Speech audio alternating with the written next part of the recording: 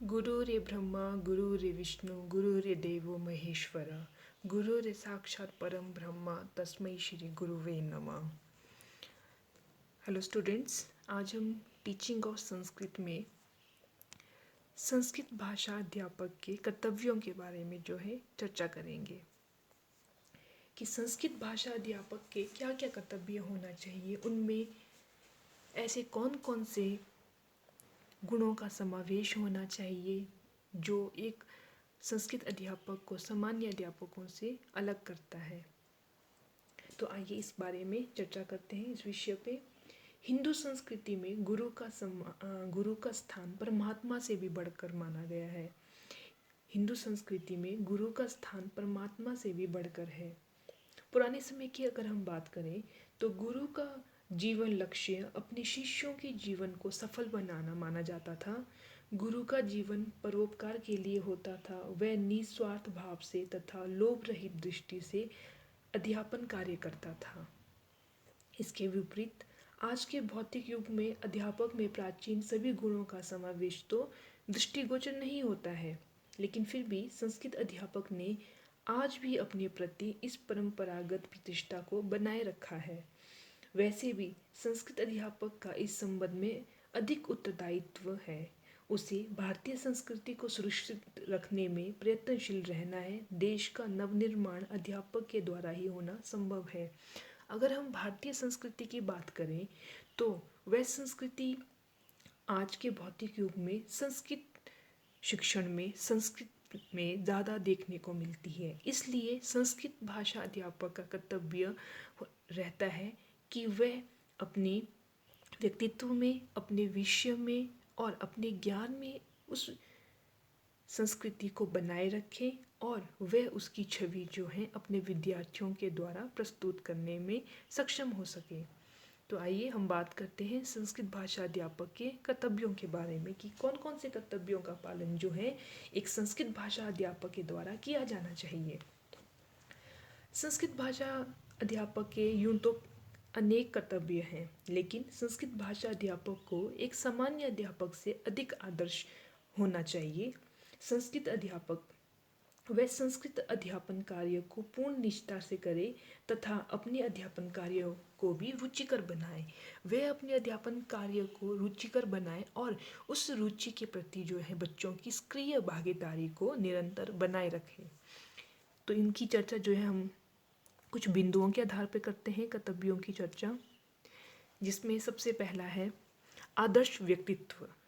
एक संस्कृत भाषा अध्यापक का कर्तव्य है कि उसका स्वयं का व्यक्तित्व इतना आदर्श होना चाहिए कि छात्र जो हैं, सीखने वाले जो हैं, उनसे प्रेरित हों और उनके जैसे आदर्शों को अपने व्यक्तित्व में समायोजन या फिर समाहित करने में, अपने जीवन में ढालने में या उन्हें सीखने में, उन पर अमल करने में जो है सक्षम हो सके। लेकिन सर्वप्रथम जो है वो अपने अध्यापक, संस्कृत भाषा अध्यापक के द्वारा जो है प्रभावित हों। किसके लिए? आदर्शों के लिए, एक आदर्श व्यक्तित्व के निर्माण के लिए। दूसरा है समय का पाबंद। संस्कृत भाषा अध्यापक का कर्तव्य है कि वह समय पर पाबंद रहे, वह समय का पालन करे, वह अपने सभी कार्यों को समय के अनुसार, समयानुसार जो है समाप्त करें और अपने कार्य को आगे के लिए, कल के लिए ना छोड़ें, बल्कि वह समय के अनुसार, समय के साथ साथ अपने कार्य को ख़त्म करें और दूसरों के कार्य में हाथ बटाएं, उनकी मदद करें। अगला है अध्यापन कार्य का विभाजन। वर्ष में किए जाने वाले संपूर्ण अध्यापन कार्य को इकाइयों में विभक्त कर लेना चाहिए। इसके द्वारा अध्यापन कार्य सुस्पष्ट तथा सुनिश्चित भी हो जाएगा। संस्कृत अध्यापक का कर्तव्य है कि वे अपने अध्यापक कार्यों को जो है साप्ताहिक, मासिक, किसी भी तरीके से विभाजित कर ले और वे उस आधार पर जो है पढ़ाना या अध्यापन कार्य को आरंभ करे, और जिसका फ़ायदा ये होगा कि उसका अध्यापन कार्य समय से पहले ही समाप्त हो जाएगा और वे बच्चों का उसके उपरांत मूल्यांकन भी कर पाने में सफल रहेंगे। अगला है नम्र भाषा का प्रयोग। संस्कृत भाषा अध्यापक के द्वारा एक बहुत ही नम्र भाषा का प्रयोग किया जाना चाहिए। नम्र भाषा से हमारा अभिप्राय ऐसा है कि सुशिक्षित अध्यापक या सुशिक्षित व्यक्ति उसे कहा जाता है जो समाज के साथ ढलता है और जो नम्र भाषा का प्रयोग करता है। नम्र भाषा का भाव है जो आम जन को समझ आए।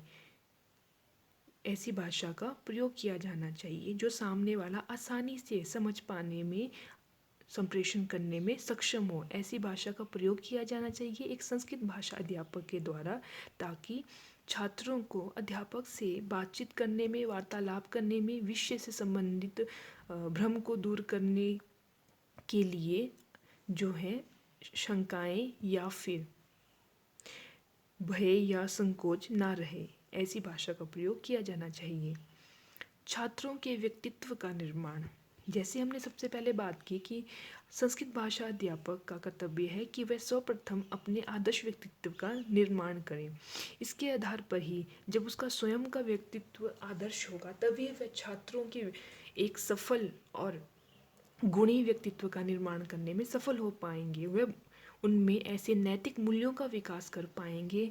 अब संस्कृत शिक्षण के द्वारा, संस्कृत भाषा के द्वारा या संस्कृत भाषा में जो हमारे इतिहास या गीता के उपदेशों, श्लोकों का समायोजन किया गया है, को सम्मिलित किया गया है, उनके भावों द्वारा उनकी शिक्षा जो दी गई है वैसे विचारों को जो है छात्रों की व्यक्तित्व में जागृत कर सकें। उपयुक्त शिक्षण विधि, संस्कृत भाषा अध्यापक की जो शिक्षण विधि है वह उपयुक्त होनी चाहिए। वह प्रारंभिक कक्षाओं के लिए उनके स्तर के अनुसार, माध्यमिक कक्षाओं के लिए उनके स्तर के अनुसार तथा उच्च कक्षाओं के लिए उनकी शिक्षा स्तर के अनुसार होना चाहिए। तो इस प्रकार की शिक्षण विधियों का प्रयोग किया जाना चाहिए जो कि सरल से कठिन की ओर चलनी चाहिए। पाठ्य सहायक सामग्री, संस्कृत भाषा अध्यापक को अपने अधिगम प्रक्रिया में पाठ्य सहायक सामग्रियों का भी उपयोग किया जाना चाहिए, जिसमें आपकी श्रव्य सामग्री, दृश्य सामग्री, श्रव्य व दृश्य सामग्री, इस प्रकार की सामग्रियों का जो है प्रयोग किया जाता है, जो जिनका वर्गीकरण जो है आपके इंद्रियों के आधार पर भी किया जाता है और तकनीकी के आधार पर भी किया जाता है, जिसके बारे में हम पहले की कक्षा में अच्छे से और विस्तारपूर्वक चर्चा कर चुके हैं। तो इस प्रकार की सामग्रियों का प्रयोग किया जाना चाहिए, जिसके फलस्वरूप क्या होगा, ज्ञान की स्थिरता होगी।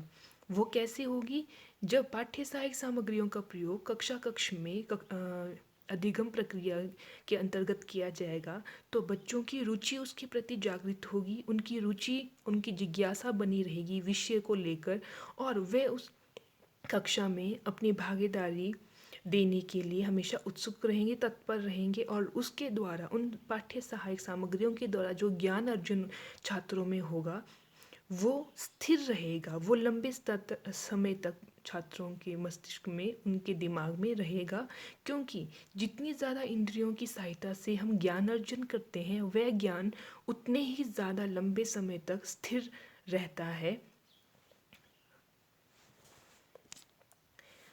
अगला है सहयोग की भावना। संस्कृत भाषा अध्यापक में सहयोग की भावना होनी चाहिए। जैसे हमने इसके बारे में कुछ चर्चा की कि समय पर पाबंद होना चाहिए, समय का पालन करना चाहिए।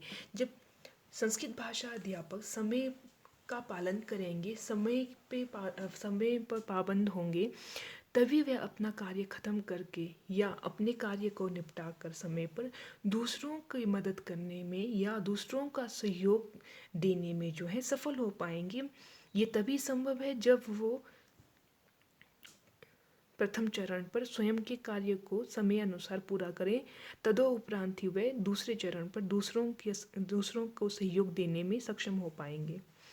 विषय का पूर्ण ज्ञान, संस्कृत भाषा अध्यापक को अपने विषय का जो है, विषय संबंधित जो है पूर्ण ज्ञान होना चाहिए। जैसे कहा जाता है mastery of the subject. Sanskrit भाषा अध्यापक को अपने विषय से संबंधित कोई भ्रम नहीं होना चाहिए, उन्हें सारे पॉइंट्स क्लियर होने चाहिए, ताकि छात्र भी जो सीखने के लिए प्रेरित होगा वह ऐसे विषयों या अपने भ्रम के बारे में अपने भाषा अध्यापक से जब पूछे तो उन्हें संतोषजनक उत्तर मिलने चाहिए। ये तभी संभव हो सकता है जब संस्कृत भाषा अध्यापक का विषय पर पूर्ण ज्ञान होगा, तभी वे अपना ज्ञान दूसरों तक पहुंचाने में सक्षम हो पाएंगे। ईमानदारी पूर्वक कक्षा कक्ष का संचालन। संस्कृत भाषा अध्यापक का ये भी कर्तव्य रहता है कि वह ईमानदारी पूर्वक जो है कक्षा कक्ष का संचालन करें। ईमानदारी पूर्वक शब्द का उपयोग यहाँ पे इसलिए किया गया है ताकि जिसका भाव ये है कि जो बच्चों में व्यक्तिक विभिन्नताएं पाई जाती हैं उनका ध्यान रखा जाए, और बच्चों में जो है जैसे किसी को स्पेशल अटेंशन या पार्शलिटी जो है ना की जाए बच्चों के साथ। सभी बच्चों को समान समझा जाए, एक समान जो है उनके साथ व्यवहार किया जाए, और जो कक्षा कक्ष का जो संचालन है, जो क्लासरूम एनवायरनमेंट है, वह स्मूथली जो है, ऑनेस्टली जो है एक अध्यापक की तरफ से बिल्कुल स्मूथली चलना चाहिए, जिसमें किसी बच्चे को ये ना लगे कि हमें जो है हमारा महत्व या हमें कम इम्पोर्टेंस दी जा रही है दूसरों की तुलना में। साहित्यिक आयोजन। संस्कृत अध्यापक का ये कर्तव्य रहता है कि वे अपने कक्षा कक्ष ज्ञान के अतिरिक्त जो है साहित्यिक आयोजन भी करवाए, ताकि वे न केवल संस्कृत भाषा का ज्ञान अर्जन कर रहे बच्चों को ही संस्कृत भाषा के बारे में बताएं, बल्कि उनके द्वारा जो है वो अन्य उस विद्यालय या उस संस्थान से संबंधित अन्य विद्यार्थियों को, अध्यापकों को भी इस बारे में बताएं, जिसके अंतर्गत आपके संस्कृत प्रश्नोत्तरी आ सकते हैं साहित्यिक आयोजन में, आपके मंत्र या श्लोक अंताक्षरी आ सकती है, आपके चुटकुले आ सकते हैं, विनोद कणिका आ सकते हैं, आपकी प्रहेलिका आ सकती हैं, सुभाषित प्रतियोगिता आ सकती है। इस प्रकार के अनेक साहित्यिक आयोजन किए जा सकते हैं संस्कृत भाषा अध्यापक के अंतर्गत, जिसके द्वारा वो न केवल अपने विषय के विद्यार्थियों को ज्ञान दे पाएंगे, बल्कि दूसरे विषय के विद्यार्थियों को भी इस बारे में जो है सजग कर पाएंगे, उन्हें भी जो है संस्कृत विषय के प्रति कुछ जानने के लिए जो है प्रेरित होंगे और उन्हें भी कुछ ज्ञान अर्जन होगा। पुस्तकालय की सुविधा। संस्कृत भाषा अध्यापक को न केवल कक्ष तक ही ज्ञान बच्चों को जो है सीमित रखना चाहिए, बल्कि उन्हें पुस्तकालय की सुविधा प्रदान की जानी चाहिए, ताकि वे किसी सेम विषय को लेकर, समान विषय को लेकर अलग अलग विद्यार्थी जो हैं अलग अलग तरीके से जो हैं उस विषय से संबंधित अपने अपने स्तर पर पुस्तकालय की सुविधा के आधार पर जो है अपना ज्ञान अर्जन कर सकें। इससे बच्चों की रचनात्मकता जो है सामने आती है कि वे समान विषय को लेकर किस प्रकार से प्रस्तुतिकरण करते हैं, जिसमें पुस्तकालय की अहम भूमिका रहती है। इसलिए उन्हें पुस्तकालय की सुविधा जो है प्रदान की जानी चाहिए संस्कृत भाषा अध्यापक की तरफ से। समय समय पर मूल्यांकन। संस्कृत भाषा अध्यापक का ये कर्तव्य रहता है कि वे कक्षीय प्रक्रियाओं, अपने शिक्षण के साथ साथ जो है बच्चों का समय समय पर मूल्यांकन भी करें, जिसके परिणाम स्वरूप ये ज्ञात होगा कि किस बच्चे का स्तर जो है बेहतर हुआ है, किस बच्चे का स्तर नीचे की ओर गया है, किस बच्चे का स्तर ऊपर की ओर गया है, और किस बच्चे में कितना और किस तरीके से सुधार करवाने की ज़रूरत है, किस बच्चे को कितनी अटेंशन की ज़रूरत है। इन सब चीज़ों का ज्ञान हमें किससे होता है? मूल्यांकन के द्वारा। तो समय समय पर मूल्यांकन जो है संस्कृत शिक्षण में अनिवार्य हो जाता है, जो किसके द्वारा संभव है? संस्कृत भाषा अध्यापक के द्वारा। प्रगति अभिलेख या रिपोर्ट। संस्कृत भाषा अध्यापक जब समय समय पर मूल्यांकन लेते हैं तो उन्हें उन प्रगति रिपोर्ट या उन्हें जो है अभिलेखों के तौर पर जो है रखना चाहिए, ताकि वे पुराने समय में कुछ वर्षों के बाद, कुछ समय के पश्चात या अगली कक्षा में जो है उसी विद्यार्थी के प्रगति रिपोर्ट या अभिलेखों की सहायता से ये अनुमान लगा सकें कि वह पिछली कक्षा में उसका स्तर, उसका रुचि, विषय से संबंधित उसकी रुचि कितनी थी और वो रुचि अगली कक्षा में कितनी है। तो इसका अनुमान या इसका ज्ञान जो है किसके द्वारा संभव हो सकता है? प्रगति अभिलेखों या रिपोर्टों के द्वारा, जो एक अध्यापक के द्वारा अपने कक्षा के विद्यार्थियों का रखा जाता है मूल्यांकन के आधार पर। और ये मूल्यांकन जो है अलग अलग तरीकों से, विभिन्न प्रकारों से किया जा सकता है। मार्गदर्शक व परामर्शदाता।